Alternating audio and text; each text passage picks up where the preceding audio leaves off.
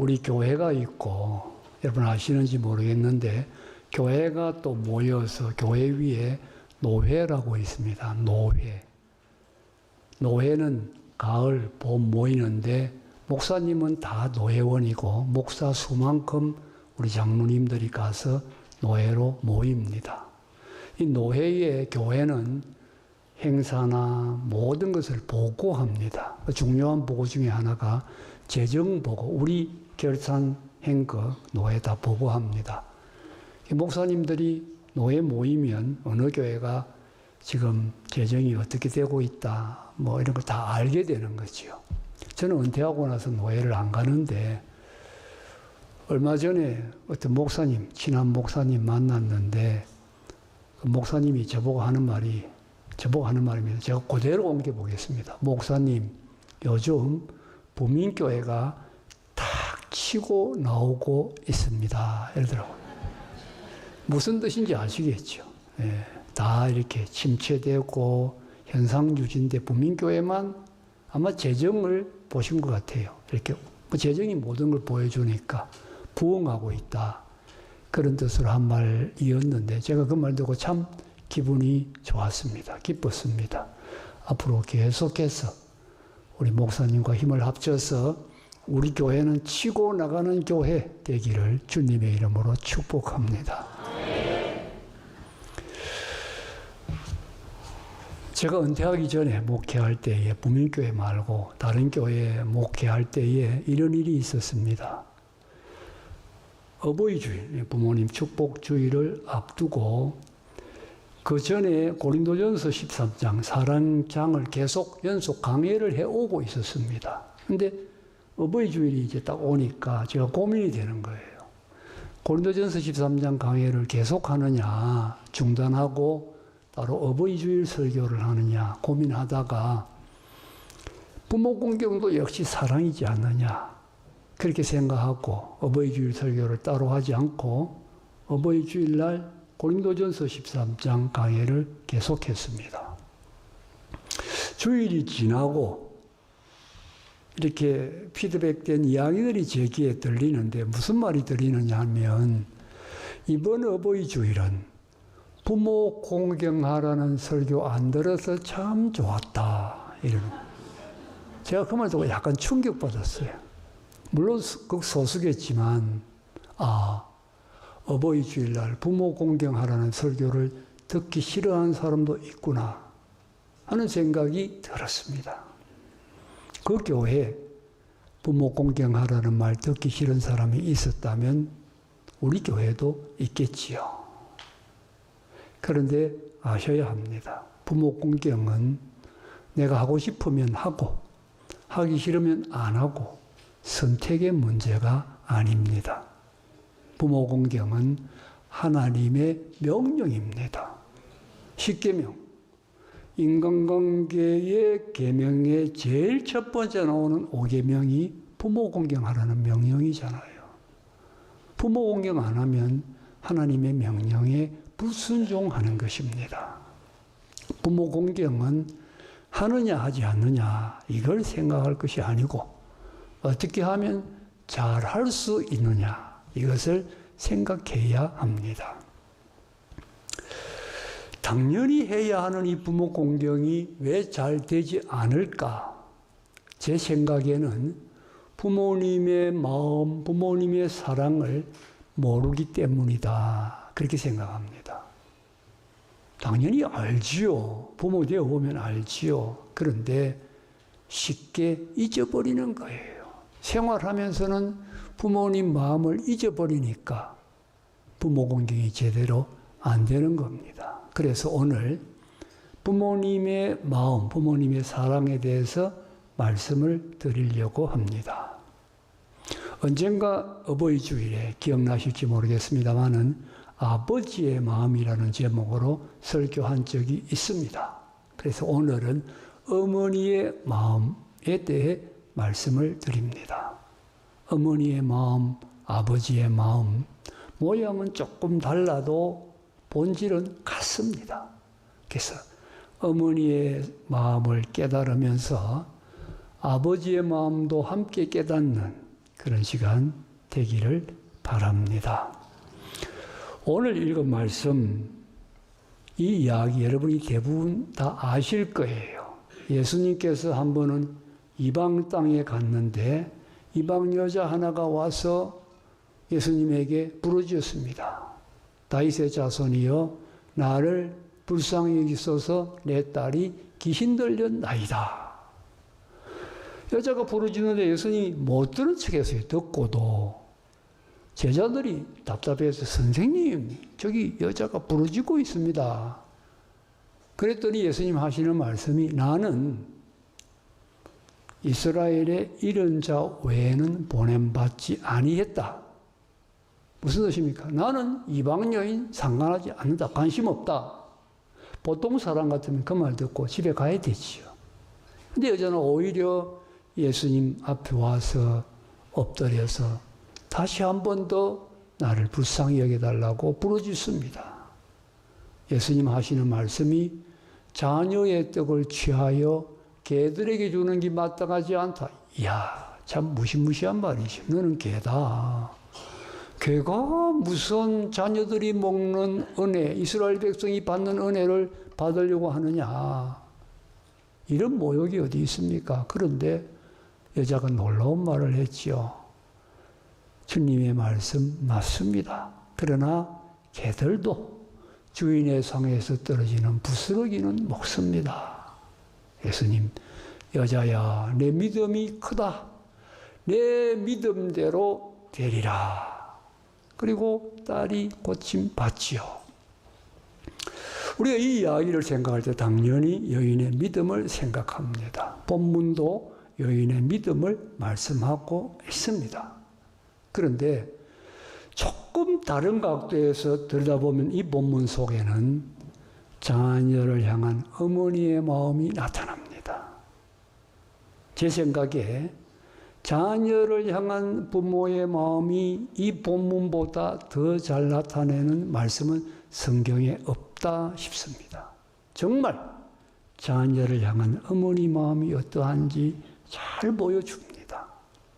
그러면 자녀를 향한 어머니의 마음은 어떠한 마음입니까? 첫째, 1번을 읽어보겠습니다. 시작. 어머니의 마음은 자녀 잘 되기를 바라는 마음입니다. 어머니 마음은 자녀 잘 되기를 바라는 마음. 우리 이야기가 그렇잖아요. 왜 예수님께 왔지요? 딸이 귀신 들려 고통당하는 것이 어머니가 너무 괴로운 거예요. 그 딸 고치려고 많은 노력했겠지요. 실패만 하다가 예수님 소문 듣고 이분께 가면 고칠 수 있다는 믿음을 가지고 주님 앞에 나온 것이지요. 그러니 어머니 마음은 한마디로 딸 고침받았으면 좋겠다. 딸 잘 되었으면 좋겠다 하는 마음입니다. 잘 되었으면 좋겠다 하는 마음 이렇게 말씀드리면 그야 뭐 우리가 가까운 사람은 다 잘 되기를 바라지 이렇게 생각할 수 있습니다. 맞습니다. 내가 가까운 사람 잘못되면 잘 되기를 바라고 또 굳이 잘못되지 않아도 가까운 사람은 다 잘 되기를 바라지요. 하지만 여러분 그 잘 되기를 바라는 마음이 다 똑같은 것은 아닙니다. 형제 간에 서로 상대방 잘 되기를 바랍니다. 그런데 한쪽은 잘 되고 나는 형편없이 잘못됐다. 그러면 잘 된 거 기뻐하면서도 동시에 아쉬움이 있습니까? 없습니까? 있습니다. 나도 잘 됐으면 좋겠다. 이런 마음 있습니다. 부부 간에도 상대방이 잘 되면 좋지요. 근데 나는 형편없이 잘못되어 있다. 그러면 아이고 나도 잘 됐으면 이런 마음 듭니다. 그러나 보세요. 나야 어떠하든지 상관없이 그냥 그 대상이 잘 되기만을 바라는 순수한 마음, 그건 어머니의 마음, 부모님 마음뿐입니다. 정말 순수하게 가장 강하게 잘 되기를 바라지요. 부모의 소원이 뭡니까? 자녀 잘 되기를 바라는 거예요. 왜 밥 안 먹으면 밥 먹으라 그러고 공부하라 그러고 조금만 잘못된 길로 나가도 걱정하고 진로를 고민하고 기도하고 이게 전부 뭡니까? 어떠하든지 내 자녀가 잘 되었으면 좋겠다. 이 부모의 마음이지요. 그렇죠. 부모의 마음입니다. 그래서 여러분, 부모님이 세상을 떠나고 나면 내가 엄청 잘 됐을 때, 큰 좋은 일이 있을 때 마음 한편이 허전합니다. 아, 부모님이 계셨더라면 이때 좋아하셨을 텐데 이런 생각이 드는 거예요. 그게 아쉬운 거예요. 왜? 내가 잘된 것을 정말 순수한 마음으로 제일 기뻐해 주실 분이 어머니요 부모님이기 때문입니다. 자, 이렇게 부모님 마음은 첫째가 내가 잘 되기를 바라는 마음이니까 여기에서 부모 공경하는 방법도 자연스럽게 나옵니다. 내가 잘 되면 그게 부모 공경하는 거예요. 왜? 그게 부모님은 제일 기쁘니까. 내가 잘 되는 것이 부모 공경하는 것입니다.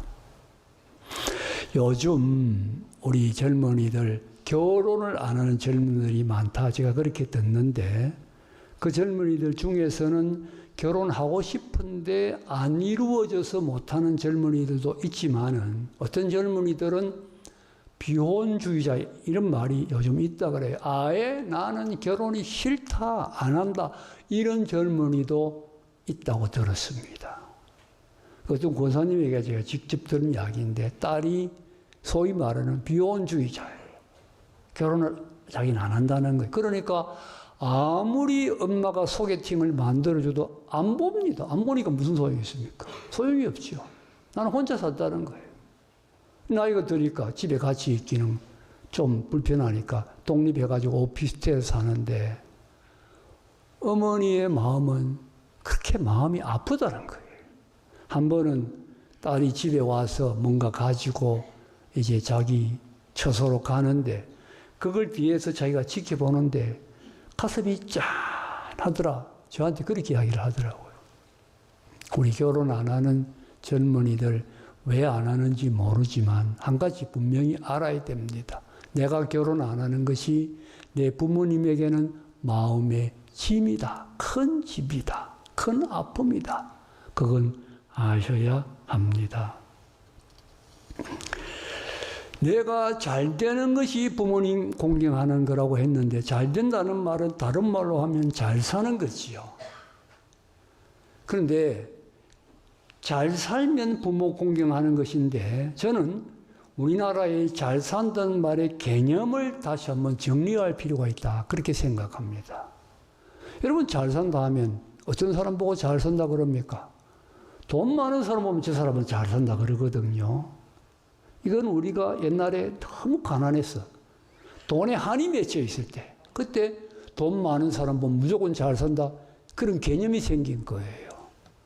여러분 돈 많다고 잘 사는 거 아닙니다. 돈 많으면 좋지만 돈 많아도 잘 살 수 있고 못 살 수 있습니다. 아무 관계가 없습니다. 잘 사는 걸 한번 정리해 봐요. 첫째가 뭐냐? 예수 잘 믿는 겁니다. 예수 잘 믿는 거면 잘 사는 거고 두 번째는 가족이 화목하게 사는 거예요. 남편과 아내가 사랑하고 부모와 자녀가 좋은 관계를 갖고 화목하면 잘 사는 겁니다. 그리고 마지막은 성실하고 정직하게 하루하루 최선을 다하는 것. 그게 인생 잘 사는 거예요. 잘 사는 개념 바로 정리해야 됩니다. 그렇게 잘 살 때 부모님 기뻐하시고 그것이 부모 공경이다 하는 거 잊지 마시기를 바랍니다. 두 번째, 어머니의 마음 읽어보겠습니다. 시작. 어머니의 마음은 자녀와 나를 하나로 여기는 마음입니다. 자, 이 여인이 딸 때문에 왔어요. 그러면 예수님께 뭐라고 부르짖어야 되지요? 다윗의 자손이여 내 딸을 불쌍히 여기주소서. 내 딸이 귀신 들렸나이다. 이렇게 말해야 되는데 이렇게 말하지 않았습니다. 뭐라고 말했습니까? 나를 불쌍히 여기사 여겨 주소서 내 딸이 귀신 들렸나이다. 이건 무슨 말입니까? 나하고 내 딸이 지금 하나가 되어 있는 거예요. 나를 불쌍하게 여기는 것이 딸을 불쌍하게 여기는 것으로 어머니는 생각합니다. 그러니 어머니 마음은 자녀와 내가 하나입니다. 이게 어머니 마음, 부모 마음입니다. 이 세상 인구가 82억이라고 하는데 82억 중에 나는 혼자입니다. 전부 타인이잖아요. 그 타인 중에 나와 제일 가까운 사람은 배우자입니다. 성경적으로 부모보다 더 가까운 사람이 배우자입니다. 그런데 마음으로 나를 배우자보다 더 가깝게 여기는 사람이 있습니다. 그분이 어머니예요. 그분이 부모예요. 생각해 보면 원래 어머니와 나는 하나였습니다. 어머니 몸 속에서 몸도 하나, 마음도 하나, 정신도 하나. 딱 하나에서 내 인생이 출발한 거예요. 어머니와 하나에서. 태어나면서 몸이 분리되고 자라나면서 인격이 분리됩니다. 그런데 분리되어 완전히 독립해 나가서 결혼해도 여전히 어머니는 나를 어머니와 하나라고 생각하는 거예요. 우리 딸이 어릴 때 아주 갓난아기일 때 아파가지고 병원에 입원을 했습니다. 입원했는데 그 아이에게도 링겔 주사를 놓습니다. 하는데 놓을 데가 없으니까 이마에 면도를 해서 이마에다가 링겔 주사를 놓는데 아이가 가만히 있습니까? 울고 몸부림을 치니까 담요를 가져와가지고 아이를 똘똘 말아가지고 꼼짝을 못하도록 똘똘 말아놓고 목 이름만 나오게 해놓고 꼼짝 못하니까 주사를 놓는 거예요. 저하고 아내가 지켜보는데 제가 순간적으로 아내 생각이 나더라고요. 제가 마음이 아프니까 아내는 얼마나 마음 아플까 싶어서 쳐다보니까 눈물을 주르르 흘리고 있는 거예요. 그게 무슨 마음이겠습니까? 내가 대신 아팠으면 좋겠다. 그런 마음이지요. 그게 어머니 마음입니다. 자, 이렇게 어머니 마음은, 부모님 마음은 나를 하나로 여기는 마음이니까 여기서 부모 공경하는 방법도 자연스럽게 나옵니다. 내가 부모님과 하나가 되어 드릴 수는 없으니까 할 수 있으면 가깝게 지내는 거예요. 친하게 지내는 것이 부모 공경입니다. 부모님 그것을 좋아하세요. 가급적이면 시간을 내어서 부모님과 함께 보내고 찾아뵙고 또 필요할 때는 오라 그러고 외식 같이 하고 할 수 있으면 여행도 같이 하고 부모님 얼마나 좋아하시는지 모릅니다. 전화도 자주 하고 부모님 중에서는 내가 전화하고 싶으면 하고 싶을 때마다 자녀에게 전화하는 분도 있지만 하고 싶은데도 못하는 분도 있어요. 그런 분은 여러분이 자녀들이 전화를 자주 하셔야 됩니다. 떨어져 있을 경우에. 그리고 할 수 있으면 이야기도 좀 재미있게 다정하게 길게 하고 어떤 분이 저한테 하는 말이 목사님은 딸이 있어서 참 좋겠습니다. 저는 아들밖에 없는데 아들하고 통화하면 아들이 예 3번 하면 전화 끝납니다. 그러더라고요. 이게 무슨 뚱딴지 같은 소린가 했는데 설명하는데 말을 안 한다는 거예요. 그러니까 자기가 뭐라고 그러면 예. 또 뭐라 그러면 예. 아들 하는 말은 예밖에 없어. 또 뭐라 그러면 예. 그럼 할 말이 없으니까 인사하고 끝난다는 거예요. 전화가 예 3번 하면 끝난다는 거예요. 그런 식으로 통하지 말고 좀 이야기할 수 있잖아요. 생각해가지고. 그래서 친해지고 가깝게 지는 게 그거 부모님이 기뻐하니까 부모 공경이에요. 또 부모님을 존중하면서 부모님을 자꾸 이해해야 됩니다. 이것도 중요해요. 왜냐하면 여러분 우리가 나이가 들면 부모님하고 생각과 입장이 다른 경우가 많습니다. 그럴 때 이제 내가 보면 부모님 생각이 틀렸단 말이에요. 부모님이 꼰대같이 보여. 그럴 경우 그렇거니 하고 그냥 넘어가면 되는데 어떤 데는 아주 뭐 심하게 그러면 못 참고 또 그냥 엉뚱한 소리를 반대되는 소리를 한단 말이죠. 제 말은 그거 참고 하지 말라는 뜻입니다. 제가 그런 경험이 있어요. 제가 젊었을 때는 제 아버지하고 정치적으로 입장이 정반대였습니다. 그게 가끔 부딪혔지요. 제가 아버지 아니라고. 지금 제 나이가 이렇게 들고 나서는 제 생각에 그때 제 생각이 다 틀렸고 아버지 생각이 다 맞았다. 이렇게 제 마음이 바뀌었어요. 여러분이 젊었을 때 그렇게 생각해도 바뀔 수 있습니다. 그게 너무 부모님 생각 틀렸다. 그런 말 하지 마세요. 그냥 틀렸다 싶을 때는 그렇거니 하고 넘어가는 거. 그게 친해지는 방법인데 한번 부딪히면요. 부모 자녀 간에도 상처 생기면 그 여운이 남아요. 그러지 마세요. 또 이건 제가 어느 책에서 읽었는데 부모님의 언어를 이해하려고 노력해라. 그 액면 그대로 받아들이면 안 된다. 그런 이야기가 있더라고요. 그래서 제가 인상적이어서 제가 여기 적어왔는데 자 물어보겠습니다. 부모님이 전화하거나 이런 경우에 자주 하는 말이 밥 먹었니? 그러지요. 밥 먹었니? 무슨 뜻입니까? 내가 밥을 먹었는지 안 먹었는지 엄마가 궁금해서 물어보는 겁니까? 밥 먹었니의 말의 뜻은 사랑한다입니다. 사랑한다 그 뜻이에요. 그 다음에 찾아뵙겠다 그러면 뭐라 그럽니까? 올 거 없다 그러지요. 올 거 없다. 진짜 올 거 없습니까? 그 말의 뜻이 뭐냐? 그립다. 네가 보고 싶다. 네가 얼마나 그리운지 모르겠다. 그게 올 거 없다 해요. 이해를 잘해야 됩니다. 자, 별일 없니? 진짜 무슨 별일이 사실 없는 거 알잖아요. 근데 별일 없니? 그런단 말이에요. 무슨 뜻입니까? 나는 늘 너를 염려하고 있다. 늘 너를 생각하고 염려하고 있다. 그 뜻입니다. 뭘 사드리면 뭐라 그럽니까? 쓸데없이 뭐하러 샀느냐 그런다고요. 진짜로 쓸데없이 뭐하러 산 겁니까? 이게 무슨 뜻입니까?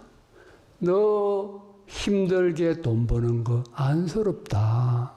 고맙다. 그런 뜻입니다. 이 뜻을 알면 부모님의 사랑이 깊이 느껴지고 더 친해질 수가 있는 거지요. 그래서 부모님의 언어를 이해하려고 노력하면서 친해지는 것이 효도다. 부모 공경이다.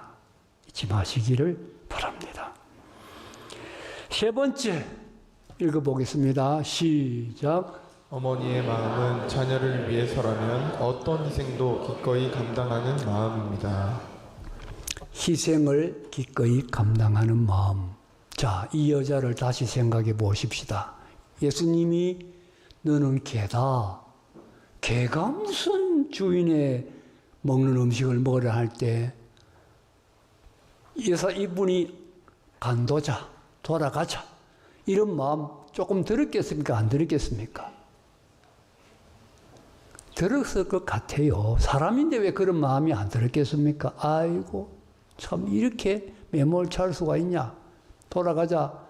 그런데 일어서려고 하면 누구의 모습이 눈앞에 아른거립니까? 딸의 모습. 딸의 모습이 아른거리면 못 일어서는 거예요. 못 돌아가는 거예요. 내가 돌아가 버리면 내 딸이 어떻게 되는데 생각할 때 어떤 모욕을 당해도 기꺼이 감당하는 거예요. 모욕을 당해도 감당한다는 말은 다른 말로 하면 어떤 희생을 해서라도 딸만 잘 되면 나는 감당한다는 뜻이지요. 이게 어머니의 마음입니다. 여러분, 옛날에 우리 부모님들도 공부시키려고 얼마나 많은 희생했는지 몰라요. 희생했습니다. 제가 최근에 폭삭 소가수다라는 그 드라마를 하도 위에 보라는 사람이 많아가지고 봤는데 정말 잘 만든 드라마였어요. 아름다운 이야기를 보았는데 거기 보니까 제주도에 사는 그 어부가 딸을 서울에 대학 보내요. 그러면서 결국은 딸을 위하여 유일한 생계수단인 배를 팔아요. 여러분, 옛날에 우리 부모님들이 그렇게 실제로 공부시켰어요. 그 주인공이 51년생이니까 저보다 나이가 한 살 많아요. 그러니까 저 세대, 그 세대에 그리 했습니다. 제가 시골에 소 파는 사람 많았어요. 공부시키려고. 그렇게 희생했습니다. 죄송한 이야기입니다만 저는 어릴 때 저희 어머니가 고기 못 드시는 줄 알았어요. 그때는 가난해가지고 고기 반찬은 1년에 한두 번, 작으면 아버지만 드리고 많으면 저희들에게 돌아옵니다. 그런데 어머니는 의뢰이 나는 못 먹는다. 그 진짜 못 먹는 줄 알았어요. 우리 부모님들 다 옛날에 그랬습니다. 우리가 그 희생을 먹고 이렇게 살아가고 있는 거예요. 이걸 잊어버리면 안 되지요. 우리가 사람으로 살아가는 것 자체가 다 부모의 수고와 은혜입니다. 우리는 아이가 태어나면 때가 되면 지가 걷고 때가 되면 밥 먹고 때가 되면 화장실 가고 천만의 말씀. 모두가 부모님이 헌신적으로 희생적으로 수고해서 가르친 겁니다. 그걸 보여주는 게 늑대 소년이잖아요. 늑대 아이. 실제로 지금 늑대 아이가 발견됐다는 보고들이 있거든요. 몇 군데 있습니다. 예를 들면 산소계탄 집에 살다가 부모가 우연히 다 죽어버렸는데 늑대가 아이만 있었는데 물고 가서 키워버렸어요. 그럼 이 아이는 늑대 아이가 되는 거지요. 그게 발견되면 공통된 특징이 뭐냐? 늑대처럼 행동하는 거예요. 소리는 늑대 울리는 소리밖에 못 내고 늑대처럼 네 발로 걷고 네 발로 뛰고 똑같이 늑대처럼 행동하는 거예요. 무엇을 보여줍니까? 우리가 사람으로 하는 모든 것이 부모한테 배웠다는 거예요. 부모가 희생적으로 가르쳤다는 겁니다. 언젠가 제가 어버이 주일에 우리가 걷는 것, 아이가 걷는 것 부모의 수고 말씀드리겠는데 오늘은 말하는 것 말씀드리겠습니다. 여러분, 이 말 부모님이 다 가르쳐 주어서 하는 겁니다. 그래서 미국 부모님 밑에 태어나면 영어 하잖아요. 일본 부모님 밑에 태어나면 일본말 합니다. 부모님이 가르쳐 주니까 엄마 따라해서 엄마 배우고 하나하나 배우는 겁니다. 제가 아이들 말 배우는 거 이야기할 때마다 생각나는 일화가 있어요. 저한테. 저 둘째 딸이 이제 말을 좀 할 때가 돼가지고 엄마도 하고 단어를 몇 개 하는데 아빠를 안 하는 거예요. 얼마나 마음이 서운하고 섭섭한지. 그래서 제가 이제 가르치죠. 딱 쳐다보고 아 하면 아 따라 합니다. 빠 하면 입을 딱 다물어 버려요. 그때 제가 뭘 생각했느냐? 우리 그리스도인들이 하나님의 자녀가 되놓고는 하나님을 아버지라고 부르지도 않고 기도하지도 않는 그런 하나님의 자녀를 볼 때 하나님 아버지 마음이 이러하겠구나. 그런 생각이 들었어요. 결국은 아빠도 배워서 한 거예요. 모든 것이 다 가르쳐서 부모의 희생에 의해서 우리가 하게 되었다는 이야기입니다. 일본 히로시마 원자폭탄이 떨어진 곳이지 않습니까? 그 원자폭탄이 떨어진 곳에 지금은 평화공원이라는 공원이 만들어져 있습니다. 원자폭탄의 피해를 잊지 말자, 원자폭탄을 폐기하자 이런 염원을 담아서 만든 공원인데 그 평화공원의 대표적인 조각상이 하나 있습니다. 폭풍 속의 모자상. 원자탄이 터지면 처음에는 엄청난 빛이 퍼지고 두 번째는 수백만 도의 뜨거운 열이 퍼지고 세 번째는 시속 수백 킬로의 폭풍이 팍 퍼져나간답니다. 그 폭풍 속의 모자상, 어머니와 아들, 그림을 한번 보겠습니다. 어머니가 아이를 지금 품에 안았지, 그죠? 또 등에도 지금 하나 업었어요. 지금 원폭에 지금 폭풍이 팍 몰아치는데 무의식 중에 엄마가 저렇게 도망가려고 하는데 물론 도망 못 갔겠지요.